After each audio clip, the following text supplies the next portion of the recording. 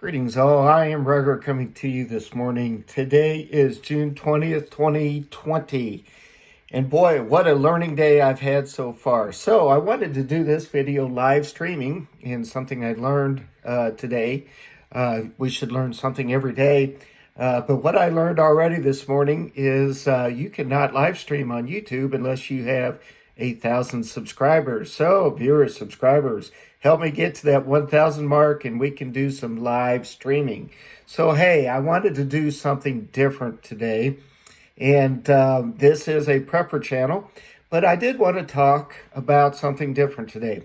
And that is actually the book of Amos, or as the Hebrews might say is Amos, the book of Amos. So Amos was a minor prophet in the Old Testament, and minor prophet, essentially, the reason they refer to him as a minor prophet is simply the amount of surviving material, basically the word count of his material, and compared to some others, there's just his word count is relatively low compared to some of the other prophets. So, who was Amos?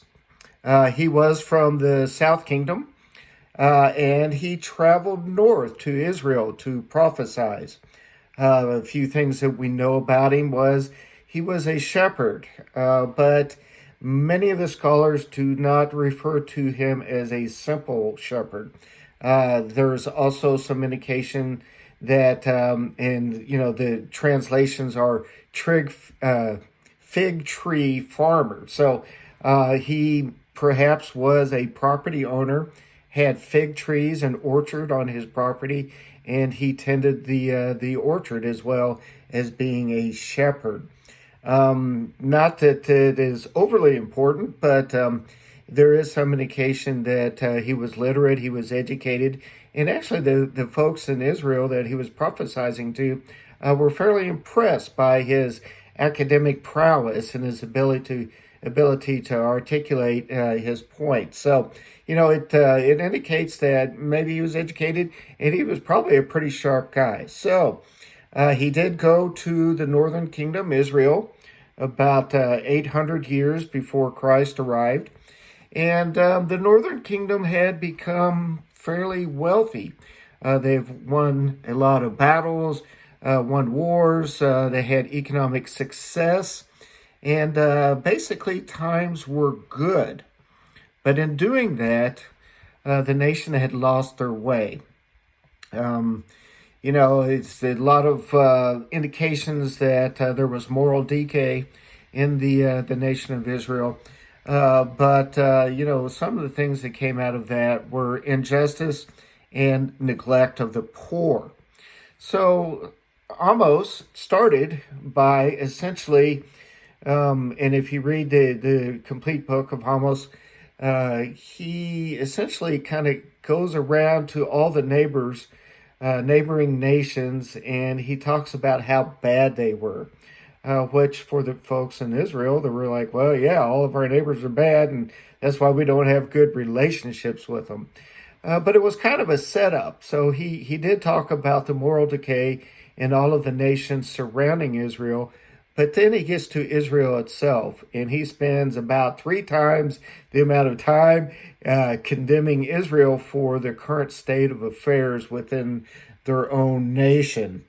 They had great economic success, they had great military success, but with that, they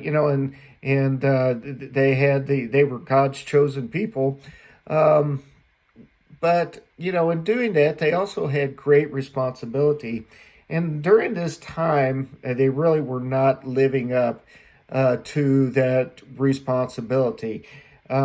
Great indulgence, moral decay, neglect, social injustice, really just kind of a free-for-all, everybody for themselves, if it feels good, do it type of situation.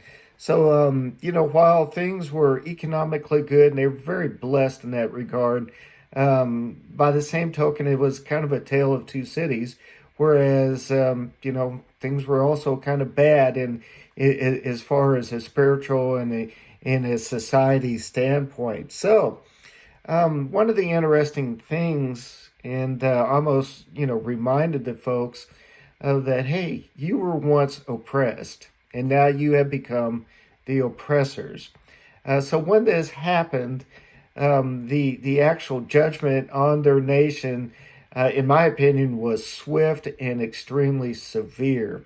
So when when you abuse your blessings, that really is setting yourself up for something that is not going to work out well for you and yours in the long run. Now, the good news is, even though they had a severe judgment that was coming down upon them, and in fact, 40, 50 years after Amos, the people of Israel actually were conquered, and those who survived were carried away into exile.